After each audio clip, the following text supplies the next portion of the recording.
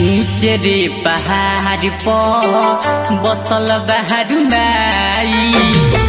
ऊंचे रे पहाड़ पर बसल बहार माई।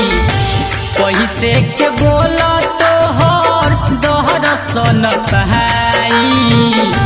कैसे के बोला तोहर दहर सन पहाई। ऊंचे रे पहाड़ पर बसल बहार माई। ऊंचे रे पहाड़ पर बसल बहार माई।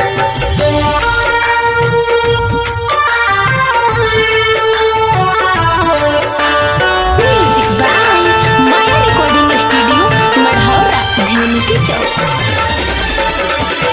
ओहिनी दुआरी तोहरा बन के पुजारी।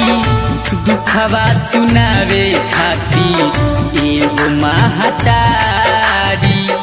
अपने तू बस गइलू जंगल पहाड़ में। हमनी के जिए निस बहुत बुरा हाल में।